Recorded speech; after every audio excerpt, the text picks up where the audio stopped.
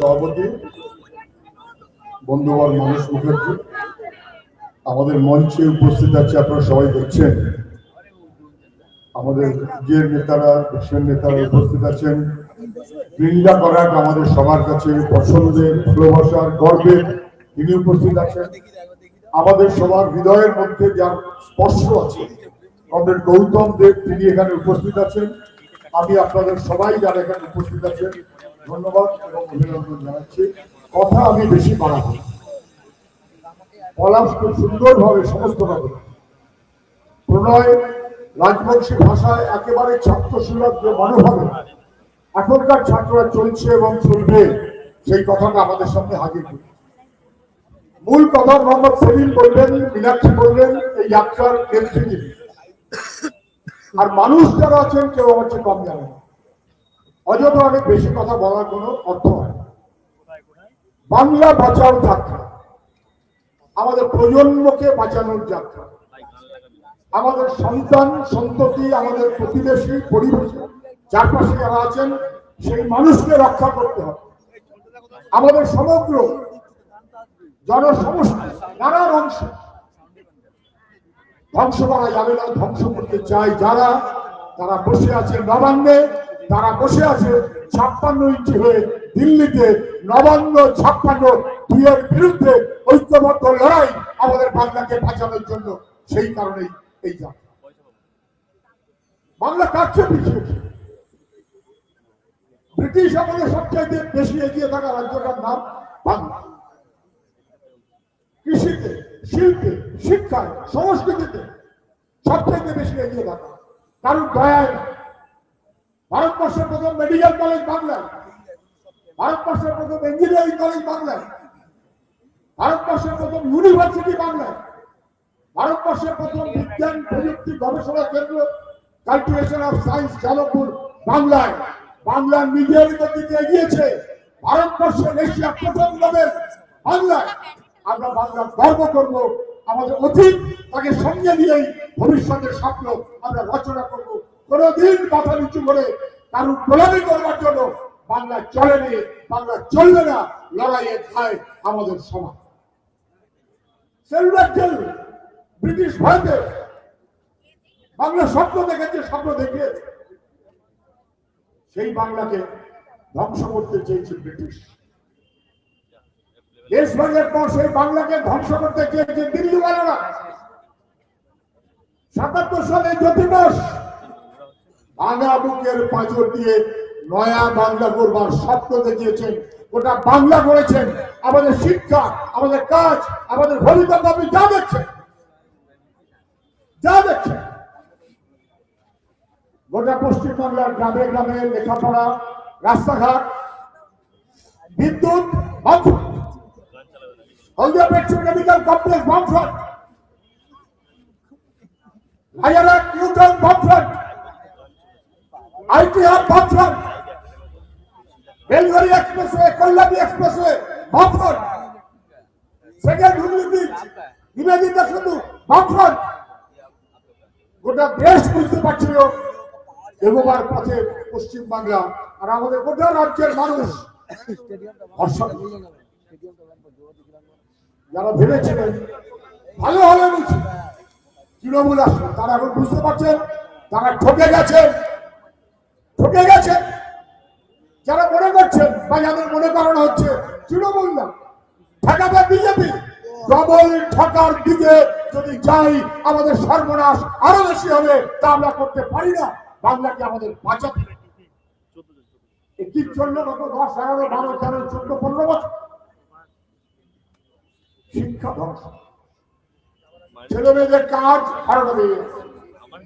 লেখাপড়া করা ছেলে মেয়ে পরিযায়ী শ্রমিক, বেলঘড়িয়া সহ চারপাশের এলাকার মানুষ একটা সন্তান, দুটো সন্তান, ইঞ্জিনিয়ারিং পড়ার পর, পাস করার পর কাজের ব্যবস্থা নেই ভিন রাজ্যে। কেন এই দুর্বিষহ অবস্থা আমাদের পশ্চিমবাংলার? কেন? কে বাংলায় নেবে? শিল্প, কাজ, ভবিষ্যৎ 12টা বাজে। নীতি, নৈতিকতা, মূল্যবোধ 12টা বাজে। দুর্নীতি পাহাড় পড়া, লুম্পেনাইজেশন, ভদ্রলোক মাথা নিচু করে চলবে, আর যত চাইছো কাগজ বাহিনী অথবা তোলাবাজের দল তারা মাথা উঁচু করে দাপিয়ে বেড়াবে। এই বাংলা আমরা রাখতে দেব না। এই বাংলাকে বদল ঘটাতে হবে আমাদের জন্য, আমাদের সন্তানদের জন্য। তার মতো করে প্রস্তুতি, সেই কারণে ওরা এই যাত্রায় সুকান্ত ভট্টাচার্যের শতবর্ষের জন্য এ বিশ্বকে শিশুর বাসযোগ্য করে যাব আমি নবজাতকের কাছে।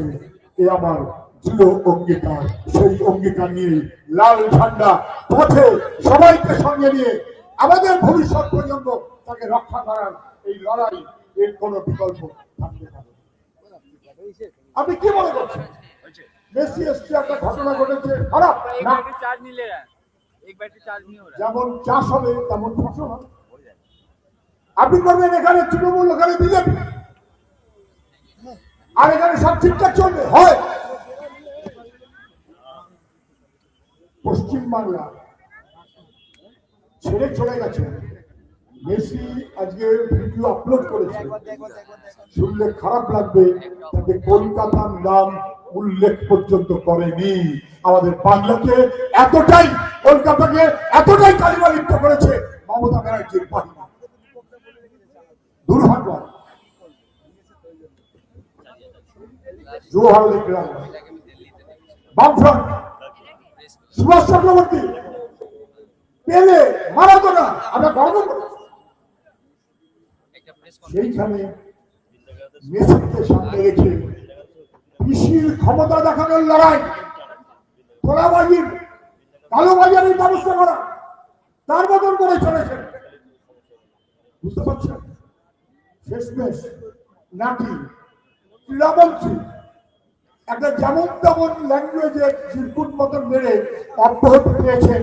অব্যাহতি ও একা অরূপ বিশ্বাসের না, 2026 গোটা তৃণমূলের বাহিনীকে অব্যাহতি দেওয়া, এটাই হচ্ছে আমাদের সবার কাছে চ্যালেঞ্জ, এটাই আমাদের সবার দায়িত্ব। সেই মনোভাবে চলতে হবে। কেন হবে না? কেন হবে না? কারা মাঠে ছিল সেদিন? তার সাথে তার খেলা হবে ডায়মন্ড হারবার এবং Mohun Bagan. Diamond Harbour 4th division football খেলেছে না, 3rd division, 2nd division, 1st division না, একেবারে সামনে চলে আসলো। কেন? কৃষির ভাইপো ইস্টবেঙ্গল, মোহনবাগান, মহামেডান বাদ, একেবারে তৃণমূলী ব্যবস্থাপনায় ডায়মন্ড হারবার বনাম মোহনবাগান, এটা সমস্ত খেলোয়াড়ি মনোভাবের মানুষ তাদেরকে লজ্জিত করেছে, তাদেরকে বিব্রত করেছে। আর তার ফল আমরা সবাই দেখেছি। বিশ্ব বাংলাকে বিশ্বের কাছে কালিমালিপ্ত করেছে পশ্চিমবাংলার নবান্নের সরকার। তার বিরুদ্ধে রুখে দাঁড়ানোর কোনো বিকল্প আমাদের কাছে নেই। আমি কথা বলাবো না। এসআইআরের তালিকা ঘোষণা কালকে দিয়েছে, প্রকাশ করেছে। আন্নাপি কত ভোট পাচ্ছে? মুসলিম ডমিনেটেড এলাকাতে সব আন্নাপ হয়ে যাবে, বেরিয়ে চলে যাবে। কে বলেছিলেন? 1,20,00,000 রোহিঙ্গা, 1,20,00,000 বাংলাদেশি মুসলমান। আমি জানতে চাই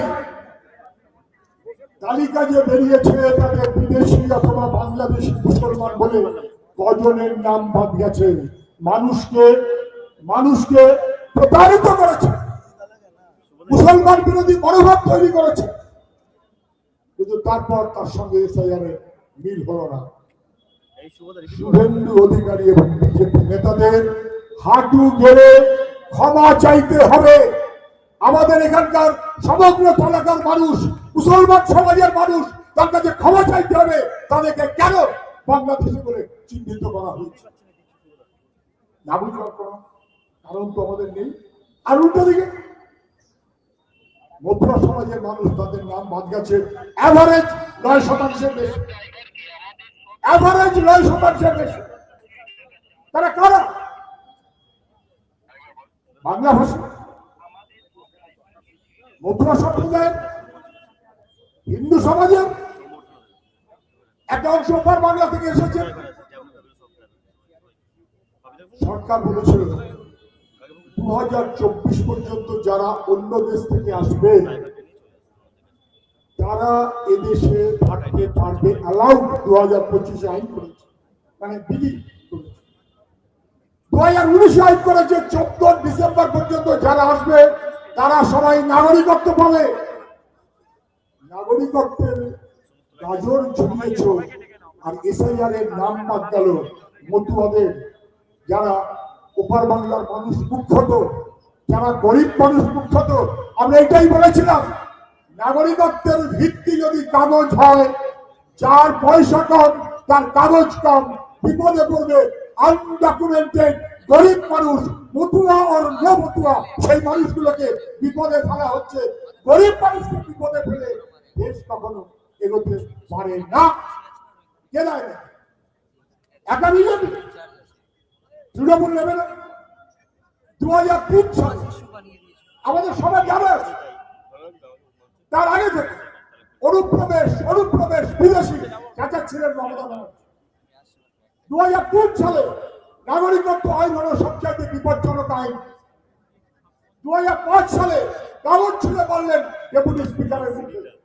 মমতা বাংলার মানুষকে অনুপ্রবেশকারী, উদ্বাস্তু মানুষকে অনুপ্রবেশকারী বিদেশি বলে যিনি দাঁড়িয়ে দিয়েছিলেন, উদ্বাস্তু মানুষের কাছে ভোট চাইবার অধিকার তার নেই, অধিকার তার থাকতে পারে না। আমরা আপনাদের সঙ্গে স্পষ্টত বলতে চাই, গরিব মানুষ 10, 20, 25, 30 বছর ধরে এই বাংলায় আছেন, মতুয়া হোক, উদ্বাস্তু হোক অথবা আনডকুমেন্টেড হোক, তাদের নাম কেটে দেবার চেষ্টা বিজেপি তৃণমূল মিলিয়ে করতে পারে। আমরা চ্যালেঞ্জ দিচ্ছি, আমরা সেনা রাখতে দেব না। রাস্তার লড়াইতে থাকবো, প্রয়োজনে চলতে যাবো, প্রয়োজনে আইনের সাহায্য নেবো। দেখা যাক কার কত তেজ আমাদের মানুষগুলোকে বিপদে ফেলা যাবে না। ওদিকে শুভেন্দু অধিকারী মিথ্যে বলে যাচ্ছে, মমতা ব্যানার্জি মিথ্যে বলে যাচ্ছেন। বাংলার ভবিষ্যৎকে শিক্ষা কাজ রক্ষা করতে হবে, মানুষগুলোকে রক্ষা করতে পারে একমাত্র বামপন্থীরা, অন্য কারুর সেই হিম্মত নেই। এসআইআর তালিকা বেরিয়েছে, দেখেছেন? 135টা বিধানসভা ক্ষেত্র, 135টা বিধানসভা ক্ষেত্র যারা জিতে আছেন, যে ভোটে জিতে আছেন, তার চাইতে বাদ চলে যাওয়ার ডিলিটেড ভোটের সংখ্যা বেশি। আই রিপিট, এমএলএ জিতে আছেন 10,000 ভোটে,